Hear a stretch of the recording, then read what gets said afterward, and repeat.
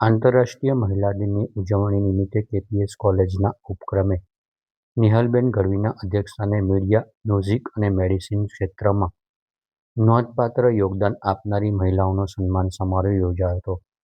ડૉ. ભાવનાબેન અંધારિયા music, ડૉ. પૂજાબેન ધોરી medical અને રેખાબેન ઝવેરી media ક્ષેત્રે અમૂલ્ય યોગદાન બદલ શાલ ઓઢાડી સન્માનપત્ર આપી અને મોમેન્ટો આપી સન્માનિત કરવામાં આવ્યા હતા. કાર્યક્રમ વિશેની માહિતી કેપીએસ કોલેજના પ્રિન્સિપાલ શ્રી જગત ભટ્ટ અને નિહાલબેન ગઢવીએ આપી હતી. નમસ્તે. સ્ત્રી દિવસની આપણને બધાને અનેકોની શુભકામનાઓ.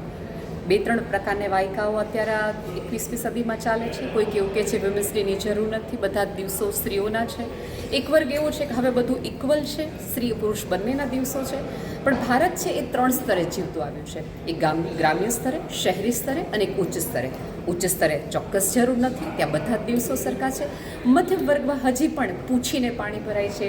એટીએમ પત્નીનું, નોકરી કરતી પત્નીનું છે એ પતિ પાસે છે. ક્યાંક એને આવવું જાવું, શું પહેરવું ખાવું એ પૂછવામાં આવે છે. અને એક ગ્રામ્ય વિસ્તાર છે કે જ્યાં હજી સ્ત્રીને એક ફર્નિચરથી વધુ ગણવામાં આવતી નથી. એટલે આ 3 સ્તરને ધ્યાનમાં રાખીએ તો આજે એ દિવસ એટલા માટે ઉજવવો જરૂરી છે કારણ કે મારી પહેલાંની કોઈક સ્ત્રીએ અવાજ ઉઠાવ્યો હતો તો આજે હું બોલતી થઈ છું. મને બોલતી સાંભળતી હશે તો બની શકે ગામડામાં ખેત કજૂર કરતી મજૂરની માને એવું થાય કે મારી દીકરીને હું બોલતી કરું. જીભ ઉપરવાળાએ આપી છે પણ સાહસ સમાજે આપવું પડશે.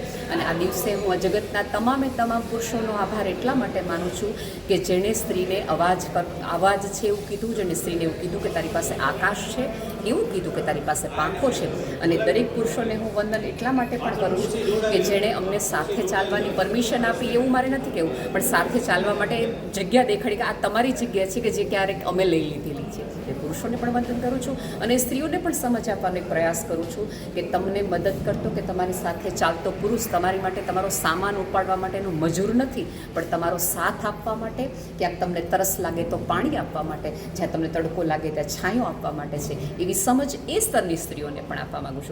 હું દ્રઢપણે માનું છું કે આવા તહેવારો વર્ષમાં એકવાર એટલા માટે ઉજવવા જોઈએ કે આજુબાજુની તમામ સ્ત્રી સાથે મળીને એની નીચલી કક્ષાની સ્ત્રીઓને થોડીક આગળ લાવી શકે. તમને સ્થાન મળ્યું છે એનો અર્થ એ છે કે જેને સ્થાન નથી મળ્યું એને તમારે અપાવવું જોઈએ. નમસ્કાર, હું જગત ભટ્ટ કેપીએસ કોલેજના ઇન્ચાર્જ આચાર્ય તરીકે સૌને આંતરરાષ્ટ્રીય મહિલા દિવસની શુભકામનાઓ આપું છું. આમ તો દરરોજ મહિલા દિવસ જ છે.